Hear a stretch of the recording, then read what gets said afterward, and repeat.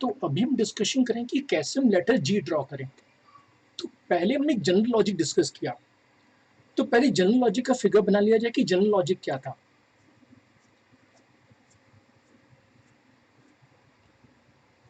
हमने last time एक छोटा सा फिगर देखा था। एक तरफ हमने रखा था आई 1 2 3 4 5, एक तरफ में जे रखा था हमने 1 2 3 4 5। अब मैं सिस्टम से रिक्वेस्ट कर रहा हूँ कि सिस्टम जब आई 1 हो या 5 हो तो लाइन प्रिंट होना चाहिए। तो आई 1 यहाँ पे है, आई 5 यहाँ पे है, तो यहाँ लाइंस ड्रॉ हो जाएंगी। तो हमेशा की तरह आई का काम है हॉरिजॉन्टल लाइंस को ड्रॉ करना। हम लिखा है J equal to 1। J equal to 1 का मतलब है फर्स्ट लाइन, तो ये फर्स्ट लाइन भी ड्रॉ हो गई। अब हमें चाहिए फिफ्थ लाइन में, लेकिन फिफ्थ लाइन में केवल इतना हिस्सा, हाफ हिस्सा। तो हम देख रहे हैं कि यहाँ पे जे तो 5 है, लेकिन आई क्या है दोस्तों, ग्रेटर देन 2 है। तो हमने सिस्टम से कहा कि जे 5 हो लेकिन आई ग्रेटर देन 2 हो, तो इतने लेटर्स ड्रॉ हो गए। लेकिन अब हमें ये वाली लाइन ड्रॉ करनी है, तो हम जानते हैं कि इसके लिए आई 3 है। तो हमने अंत में सिस्टम से कहा कि आई 3 होना चाहिए, लेकिन जे क्या होना चाहिए, ग्रेटर देन 2। तो जे ग्रेटर देन 2 यहाँ पे है, तो इतनी कंडीशन में जे ग्रेटर देन 2 है, जिस कारण से यहाँ पे स्टार ड्रॉ हो जाएंगे, जिससे कि हमें लेटर जी मिलेगा। अब इस प्रोग्राम को मैं एन के लिए कन्वर्ट करना था, तो जहाँ 5 लिखा था वहाँ टीचर ने एन कर दिया, यहाँ भी एन आ गया। अब हमने कुछ दिन पहले पढ़ा था कि हमारे पाइथन में 11/2 आता है 5.5, लेकिन 11/2 आता है 5, जिससे हम कहते हैं इंटीजर डिवीजन। तो सिस्टम से मैंने यहाँ पे रिक्वेस्ट की कि मैं इंटीजर डिवीजन परफॉर्म करना है, तो हमने यहाँ पे भी एन कर दिया। तो जहाँ जहाँ 5 था वहाँ एन कर दिया हमने। लेकिन यहाँ हमने क्या कर दिया, यहाँ हमने कर दिया आई ग्रेटर देन n/2। तो जैसे मान लीजिए कि हमने 5 इनपुट किया, तो 5/2 कितना आएगा, 2.5 का इंटीजर वैल्यू 2। ऐसे यहाँ पे लिखा है दोस्तों 3, तो टीचर ने यहाँ पे लिखा n/2। हम चाहते थे यहाँ पे +1 भी लिख सकते थे, हालांकि केवल n/2 से काम चल गया। अब अगर आप देखें तो ये हमारा जो जनरल प्रोग्राम है वो भी तैयार है। आई एग्जीक्यूट n/2 और j ग्रेटर देन n/2। अब इसे रन किया जाए। हमने कहा 7 लाइंस, देखिए 7 लाइंस के लिए वर्क करता है या नहीं। अब देख सकते हैं 7 लाइंस के लिए भी ड्रॉ हो गया। अब हम कुछ बिगर नंबर इनपुट करते हैं, जैसे मैं इनपुट करता हूँ 12, तो ये देख सकते हैं 12 के लिए भी वर्क कर रहा है। तो टेक्निकली ये प्रोग्राम किसी भी नंबर के लिए वर्क कर जाएगा। तो अब हमें डिस्कशन करना है यूजर डिफाइंड फंक्शंस के बारे में। लास्ट टाइम ने शॉर्ट में डेफिनेशन देखी थी यूजर डिफाइंड फंक्शन की, function which is created by programmer himself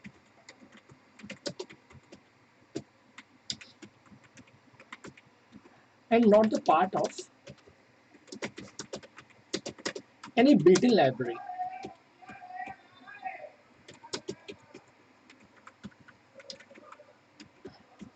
अगर कोई फंक्शन हमने डिफाइन किया किसी बिल्ट इन लाइब्रेरी का पार्ट ना हो तो उसे हम कहते हैं यूजर डिफाइंड फंक्शन। हमने फंक्शन के बेनिफिट देखे थे। Once defined, it can be called, invoked, executed any number of times. तो एक बार अगर हमें फंक्शन बना ली तो हम जितनी बार चाहे उतनी बार उस फंक्शन को कॉल कर सकते हैं। सेकंड था इफ सब करेक्शन और improvement required. we only need to update that particular function, not the complete program. तो कभी कभी क्या होता है, मेरे सॉफ्टवेयर में किसी पर्टिकुलर लाइन में या किसी पर्टिकुलर फंक्शन में दिक्कतें होती हैं, तो हम चाहते हैं कि पूरा प्रोग्राम क्यों हम डिस्टर्ब करें, तो उस केस में यूज कर सकते हैं यूज डिफाइन फंक्शंस का। फंक्शंस का सिंटेक्स होता है, स्टेप 1 होती है steps to work with function.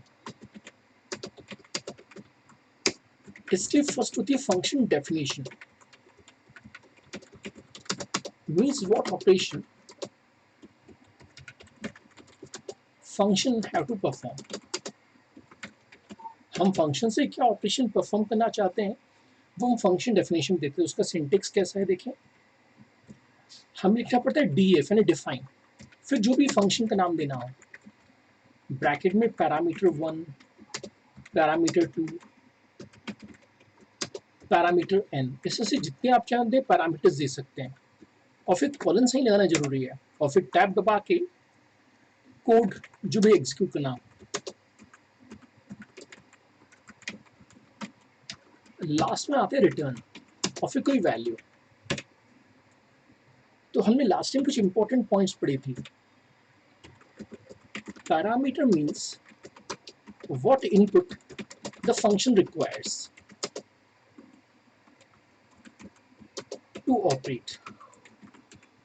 जो वैल्यूज हमारे फंक्शन को रिक्वायर्ड है दोस्तों, उनको पैरामीटर्स कहते हैं। और रिटर्न वैल्यू का मतलब क्या था, return value means what function returns back to the parent or calling function.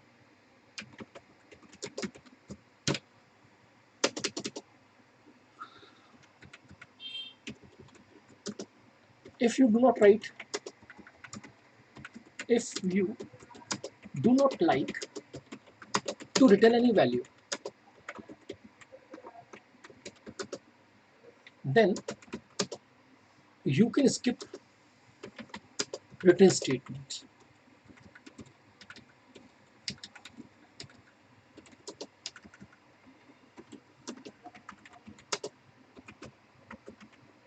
हमने कहा था कि इसको हम सी में कहते हैं void functions। तो जिन फ्रेंड्स ने सी प्रोग्रामिंग की हुई है वो जानते होंगे कि इसे हम void function कहते हैं जब हम कोई वैल्यू रिटर्न ना करें। अब स्टेप 2 क्या होती है, स्टेप 2 होती है फंक्शन कॉल, जिसे हम इन्वोकेशन भी कहते हैं या एग्जीक्यूशन भी कहते हैं, जो भी आप कहना चाहें। By passing actual values known as arguments. जब हम फंक्शन को कॉल करते हैं तो उसमें एक्चुअल वैल्यूज भेजनी पड़ती हैं, और जो एक्चुअल वैल्यूज हम भेजते हैं उनको हम आर्ग्यूमेंट्स कहते हैं। तो इसका सिंटेक्स कैसा है, हमें लिखना पड़ता है फंक्शन में और फिर argument 1, argument 2 up to argument n। हमें n number of arguments send करने पड़ते हैं। अब हम एग्जांपल्स पे आना चाहेंगे। मैं पहला एग्जांपल बनाना चाहूंगा दोस्तों, calculating simple interest using UDF। Simple interest एक बहुत ही सिंपल सा फॉर्मूला है जिसके लिए फंक्शन बनाने की ऐसे कोई रिक्वायरमेंट नहीं है, लेकिन हमें क्योंकि सिंप्लीफाइड वर्जन बनाना है इसलिए मैं सिंपल इंटरेस्ट को कवर कर रहा हूँ। अब देखिए कैसे बनाएंगे। अगर आप ध्यान से देखें तो आज मैंने pycharm ओपन किया हुआ है, तो हमने काफी दिन पहले यूज किया था IDLE, फिर हमने यूज किया विजुअल स्टूडियो कोड, लेकिन हम चाहें तो pycharm भी यूज कर सकते हैं। तो हाल ही फिलहाल मैं मान के चलता हूँ कि मेरे सिस्टम के साथ साथ आपके सिस्टम में भी pycharm है, लेकिन बाय चांस अगर pycharm ना हो तो हम JIDEA की वेबसाइट से डाउनलोड कर सकते हैं। आपको सिंपली लिखना है पी वाई चार्म। इसको भी इंस्टॉल करना बहुत ही आसान सा स्टेप्स रहेंगी। ये जेटब्रिक्स कंपनी का प्रोडक्ट है। इसके दो एडिशन आते हैं, प्रोफेशनल एडिशन और कम्युनिटी एडिशन, जो कि फ्री ऑफ कॉस्ट है। लेकिन अगर आप कमर्शियल वर्जन बाय करना चाहें तो कमर्शियल वर्जन भी बाय कर सकते हैं। तो हम स्टूडेंट्स के लिए कम्युनिटी एडिशन सफिशिएंट है, तो इसको हम डाउनलोड करेंगे। करंट वर्जन क्या है? 2021.2 यानी फैब 2021 में ये प्रोवाइड किया गया, तो उसको हम डाउनलोड कर सकते हैं। इंस्टॉलेशन बहुत ही आसान है, बस आपको नेक्स्ट नेक्स्ट नेक्स्ट करते जाना है और इंस्टॉलेशन कंप्लीट हो जाएगी। और एक बार जब इंस्टॉलेशन कंप्लीट हो जाए तो ये पी वाई चार्म की विंडो हम ओपन कर सकते हैं। और हमेशा की तरह यहाँ भी फाइल में जाके हमें न्यू फाइल कहना है और फाइल का हम एक नाम दे देते हैं। तो फाइल का मैं नाम दे देता हूँ interest function dot P Y. लेकिन हमेशा की तरह मैं आगे देना चाहूँगा वन नहीं, आज ये थर्ड प्रोग्राम था, आज का मेरा थर्ड, 12 जुलाई 2021। बस अब हम यहाँ पे भी प्रोग्रामिंग कर सकते हैं। तो सबसे पहले हमें फंक्शन को डिफाइन करना पड़ेगा। तो स्टेप 1, फंक्शन डेफिनेशन। तो जैसे कि हमने सिंटेक्स देखा था कि फंक्शन डेफिनेशन कैसे की जाती है, हम लिखना पड़ता है डिफाइन जो भी फंक्शन का नाम देना चाहता हूँ। मैं फंक्शन का नाम देना चाहता हूँ इंटरेस्ट, जिसको चाहिए होता है प्रिंसिपल, रेट और टाइम। और हमें स्कूल में सिखाया गया कि इसका फॉर्मूला होता है return P into R into T upon 100। अब हमें बनाना पड़ेगा स्टेप 2, फंक्शन कॉल या इन्वोकेशन। अब मैं लिख रहा हूँ इंटरेस्ट ऑफ, मेरे पास 1000 रुपीज है, 4.5% रेट पे मुझे 1 ईयर के लिए डिपॉजिट करना है। फिर से मैं इंटरेस्ट जानना चाहूंगा 1000 रुपीज का 5.5% से 2 ईयर के लिए। हम चाहते हैं कि ये वैल्यू I1 में जाके स्टोर हो जाए और ये वैल्यू I2 में जाके स्टोर हो जाए। और हम लास्ट में प्रिंट करेंगे इंटरेस्ट कितना आया, interest 1 equal to I1, interest 2 equal to I2। हम सिस्टम से रिक्वेस्ट करें कि सिस्टम ने दो इंटरेस्ट कैलकुलेट किए थे, हमें दोनों का रिजल्ट शो कीजिए। अब इसे रन किया जाए।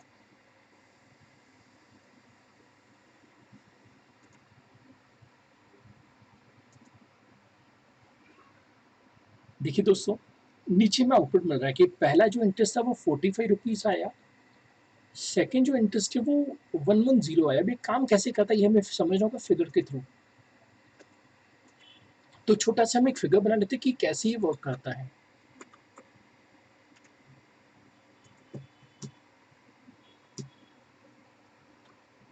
How function works.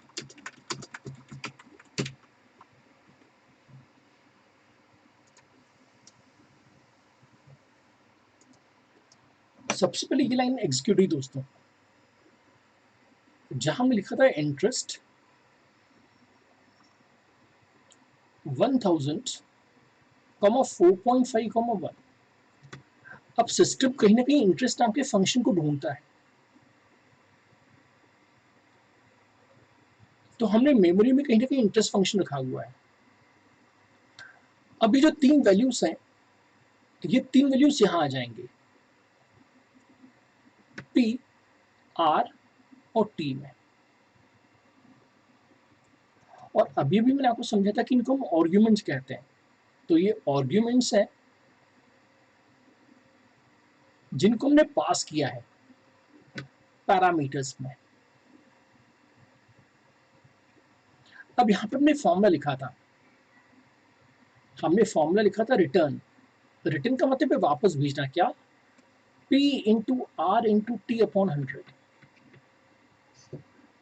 तो हम जानते कि ये वैल्यू आई थी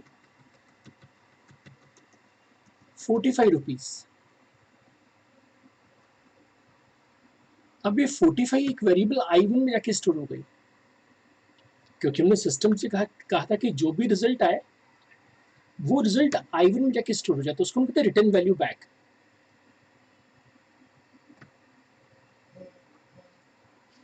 दोस्तों अब हमने फिर से इस फंक्शन को कॉल किया था, तो ये सेकेंड टाइम ऑपरेशन परफॉर्म हुआ। अब थर्ड हमने कुछ ऐसा लिखा था, हम लिखा था इंटरेस्ट 1000, 5.5 और 2 years। तो हुआ क्या, ये जो वैल्यूज थी अब ये वाली वैल्यूज यहाँ पास हो गई। तो देखिए फंक्शन में एक ही बार बनाया है, लेकिन उस फंक्शन को हम जितनी बार चाहें उतनी बार यूज कर सकते हैं। अभी कुछ रिटर्न बैक करेगा, तो 1 साल के बनते 55 रुपए, तो 2 साल के बन गए 110 रुपए, जो कि कहलाएगी return value.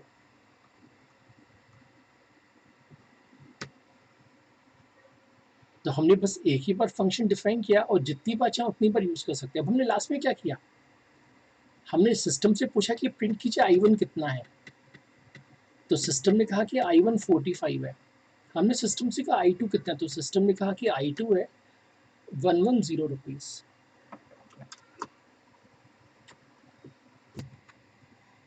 Example second, concept of default argument function to provide some value, to provide some default value to function parameter। benefit क्या होगा, if some parameter is missing,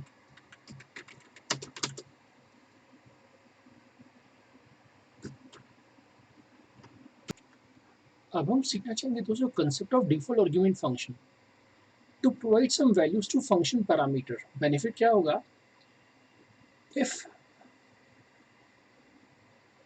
value for some parameter is missing during function call, then the default value get used। जैसे given हमें दिया गया है default rate equal to 4.25 and time 1 year, तो हम चाहते हैं कि हम एक ऐसा फंक्शन बनाए दोस्तों जिसमें डिफॉल्ट रेट 4.25% हो और टाइम हो 1 ईयर। अब कैसे डिजाइन करेंगे वो हमें देखना होगा। हमने अभी भी जो प्रोग्राम सीखा उसी को मैं सेव एज कर लेता हूँ। ये रहा सेव एज ऑप्शन और इसे मैं सेव करना चाहूँगा डी ड्राइव में 16 जून वाले फोल्डर में।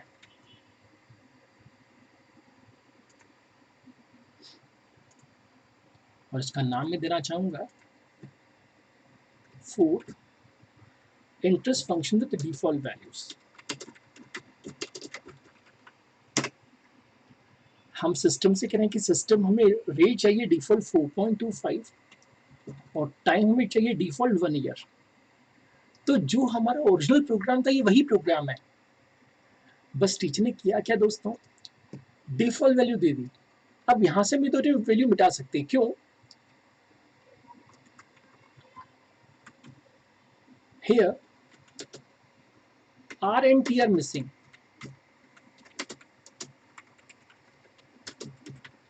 so default value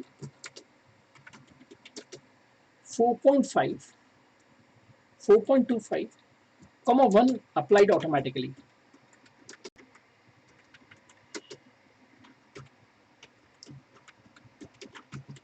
तो क्योंकि हमने सिस्टम से कहा है कि सिस्टम आपको डिफॉल्ट वैल्यूज यूज करनी है, तो जैसे हमने एक वैल्यू भेजी तो बाकी दोनों वैल्यूज डिफॉल्ट यूज हो गई।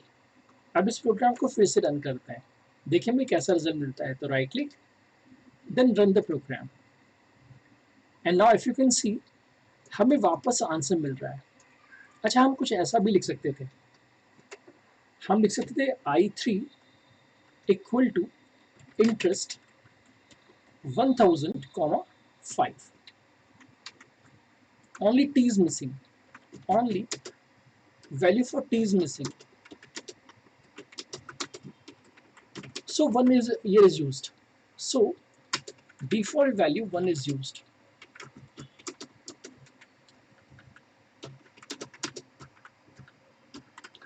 रूल कहता है कि जो वैल्यू मिसिंग होगी वो अप्लाई होगी। तो इसमें हमने केवल प्रिंसिपल पास किया था, हमने सेकंड पैरामीटर और थर्ड पैरामीटर की वैल्यू नहीं दी थी। इस कारण से सिस्टम को डिफॉल्ट मानना पड़ा था 4.5 और 1। यहाँ पर हमने दो वैल्यू भेजी है, तो पहली वैल्यू हो गई प्रिंसिपल और दूसरी वैल्यू हो गई रेट। तो मिसिंग क्या है? टाइम। तो टाइम के लिए यूज हो गई 1 ईयर। यहाँ पर हमने क्योंकि तीनों वैल्यू दी हैं, all values provided, so default not used. So default not used. Default तभी यूज होती है जब कुछ मिसिंग हो।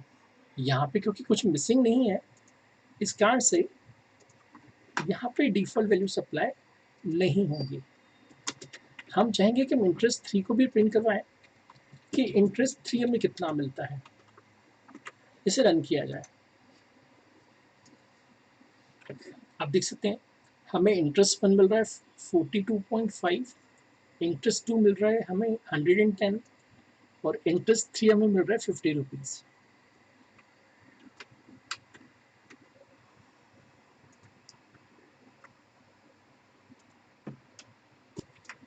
अब मैं पढ़ाना चाहूँगा मेरे दोस्तों को नेम्ड आर्गुमेंट का कंसेप्ट।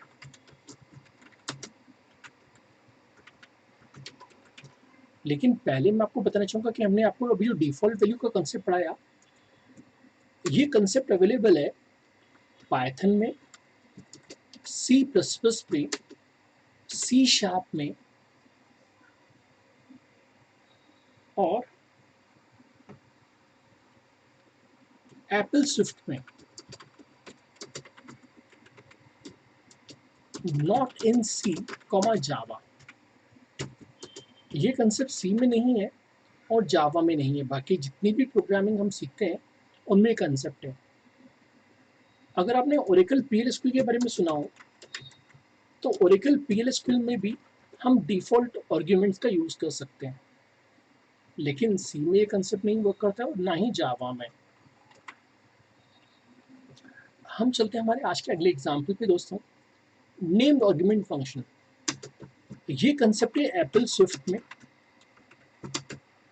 एप्पल की ऑब्जेक्टिव सी प्रोग्रामिंग लैंग्वेज में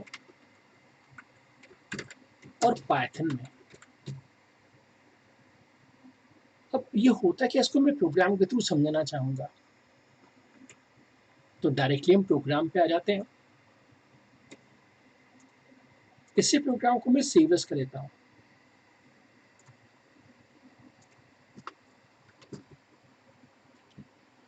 इसको मैं कहता हूं named arguments.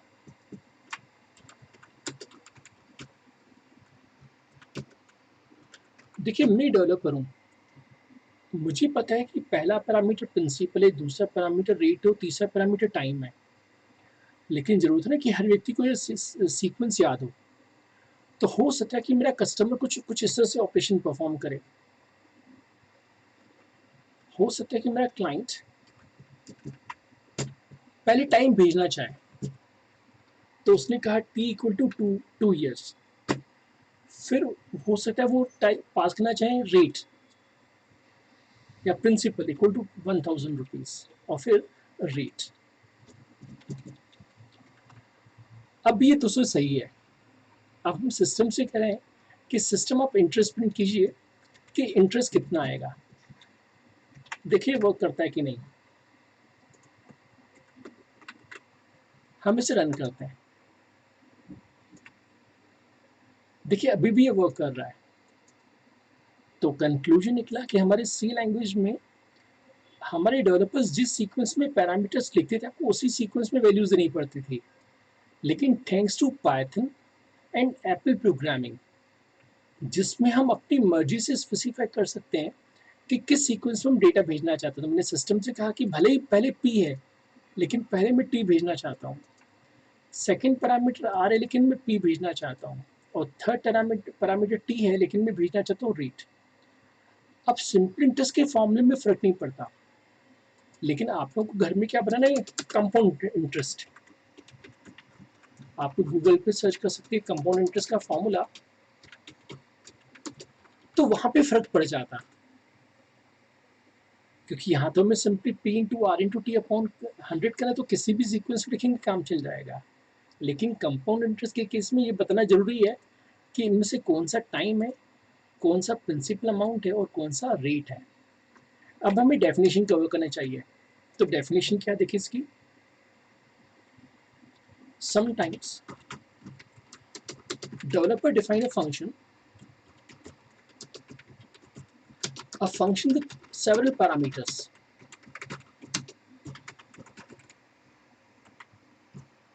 and it is difficult for end user to remember in which sequence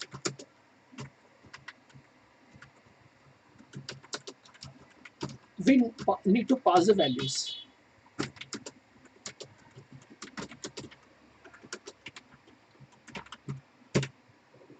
Solution is, during function call we can specify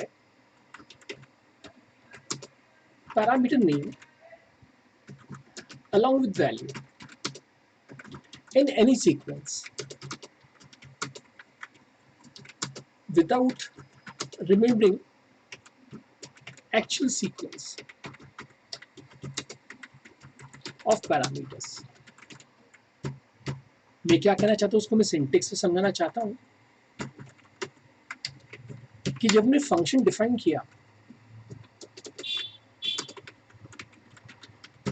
तो हमने लिखा था डिफाइन फंक्शन नेम और बहुत सारे पैरामीटर दिए थे, पैरामीटर 1, पैरामीटर 2, पैरामीटर n, और फिर हमने कुछ कोडिंग यहाँ पे की थी।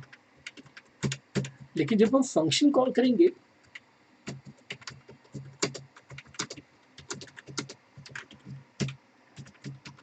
without name with concept of name argument, function call with named arguments,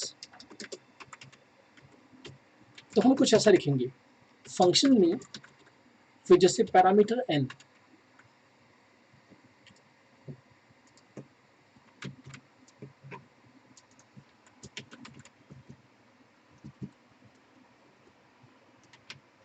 parameter n equal to value n, parameter 2 equal to value 2, parameter 1 equal to value 1। तो simple सी बात मैं कहना चाहता हूँ कि अब सीक्वेंस का कोई मतलब नहीं है, आप जिस सीक्वेंस में चाहें उसी सीक्वेंस में वैल्यूज पास कर सकते हैं। तो होगा क्या दोस्तों, ये जो वैल्यू है यहाँ पे हमें वैल्यू 1 लिखना चाहिए था, यहाँ पे वैल्यू 1 कर देते हैं, वैल्यू 1।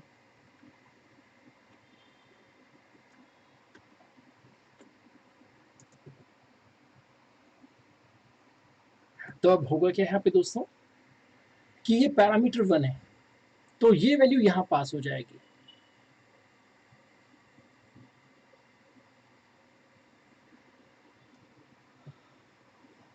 ये वैल्यू 2 यहाँ पास हो जाएगी,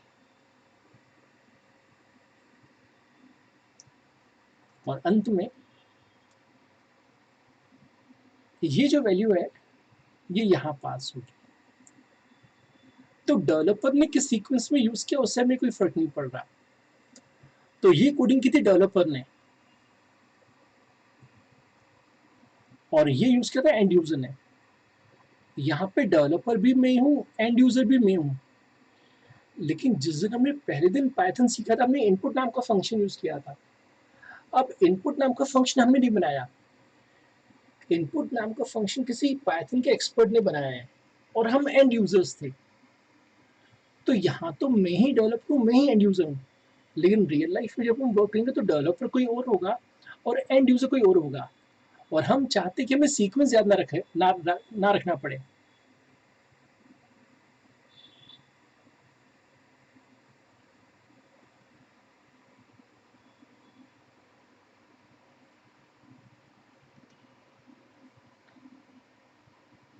तो कंक्लूजन निकला कि बस हम पैरामीटर का नाम दे देंगे कि किस पैरामीटर की वैल्यू हम किस सीक्वेंस में देना चाहते हैं। दोस्तों, अब यहाँ पे मैंने डायरेक्टली फॉर्मूला लिखा है। हम चाहते थे यहाँ पे एक लोकल वेरिएबल क्रिएट कर सकते थे, जैसे I equal to P into R into T upon 100। और जहां मैंने रिटर्न में ये फॉर्मूला लिखा, अब हम सिंपली आई लिख सकते थे। तो अगर आपको लगता है कि कोई कॉम्प्लिकेटेड फॉर्मूला है, तो बेहतर है कि पहले आप एक लोकल वेरिएबल बना लीजिए। इसे हम लोकल वेरिएबल कहते हैं, local variable part of the function.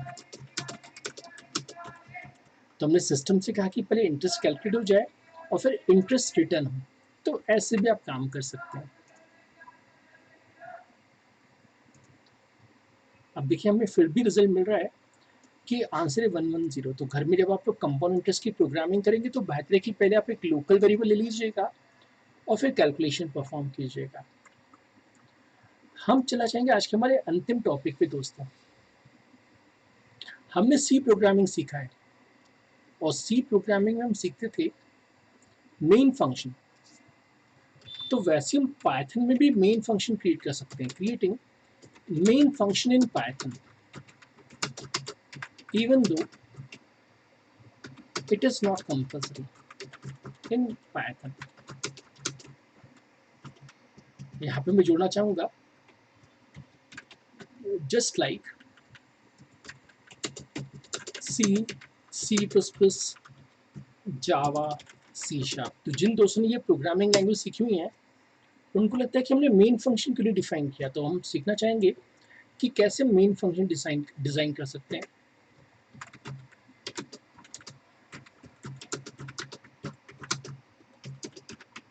दोस्तों, मेरा जो चैनल है कोड विद भूपेन,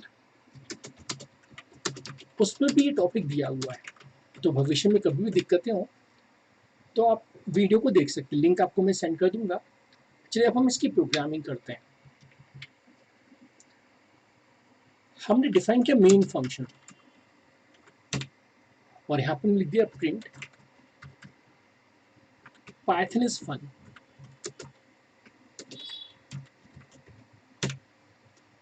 अब हम लिख रहे हैं if name exactly equal to main, तो कॉल मेन फंक्शन। हम जानते हैं स्टेप फर्स्ट थी फंक्शन डेफिनेशन, जबकि ये थी स्टेप सेकेंड फंक्शन कॉल। अब यहाँ पे आपको ध्यान रखना है कि दो अंडरलाइन है, use two underscores, use two underscores before and after. हमारे पाइथन की खासियत क्या है? पाइथन में कुछ सिस्टम वेरिएबल्स होते हैं। In Python system variables are named by using double underscore before and after variable name। तो सिस्टम से मैं कह रहा हूं कि सिस्टम हमें जो है मेन फंक्शन कॉल करना। तो देखिए वर्क कैसे करेगा।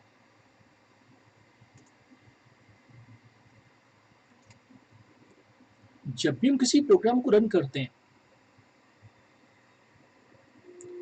तो पाइथन इंटरप्रेटर एक नाम ढूंढता है और वो नाम क्या होता है? मेन। अब हम सिस्टम से करें कि जैसे कोई मेन की डिमांड करे तो आप इस फंक्शन पे चले जाएं, तो ये फंक्शन एग्जीक्यूट हो जाएगा। अब यहाँ पे नाम पे कोई फर्क नहीं पड़ता, मैं चाहता तो उसका नाम रेंचो कर देता,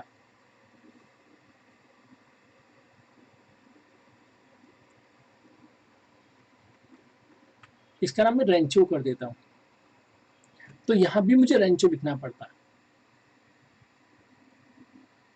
तो कंक्लूजन निकला कि जब भी हम किसी पाइथन के प्रोग्राम को रन करते हैं तो पाइथन एक नेम ढूंढने की कोशिश करता है, और उस नेम का नाम क्या होता है, मेन नाम होता है। हम सिस्टम से करें कि जैसे ही हमें मेन की रिक्वायरमेंट हो तो इस वाले फंक्शन पे चले जाए, जिससे कि मेन फंक्शन एग्जीक्यूट हो जाएगा। नाम भी कुछ नहीं रखा, आप नाम देना चाहें मेन तो मेन दीजिए, अगर आप कुछ और नाम देना चाहें तो कुछ और नाम भी दे सकते हैं। तो एक्चुअली इस प्रोग्राम को रन किया जाए कि हमने जो डिज़ाइन किया वो वर्क करता है कि नहीं। आगे चल के जब आपको मैं एप्लीकेशंस बनाना सिखाऊंगा तब हम हमेशा मेन फंक्शन डिज़ाइन करेंगे। तो हमने फिर से एक नया फाइल बना लिया और नाम दे देते हैं इसका हम 12 जुलाई 2021 designing main function in Python. अगर आप इंटरव्यू की तैयारी कर रहे हैं तो इंटरव्यू में भी सवाल पूछा जाता है कि भाई पाइथन में मेन फंक्शन कैसे डिजाइन किया जाता है। देखिए यहाँ पे भी एरो शो हो रहा है कि यहाँ से एग्जीक्यूट होगा। रन करें इसे दोस्तों, और जैसे ही हमने रन किया तो लिखा रहा है पाइथन इज फन। यहाँ तुमने भी बहुत ही छोटी सी कोडिंग की है, लेकिन अगर हम चाहते तो बड़ी सी कोडिंग भी कर सकते थे। यहाँ पे मैं लिखना चाहता था इवन तो इट इज नॉट कंपलसरी, तो यहाँ पे नॉट मिसिंग है। तो पाइथन में मेन फंक्शन बनना कंपलसरी नहीं है, डायरेक्टली भी कोडिंग वर्क कर जाती है।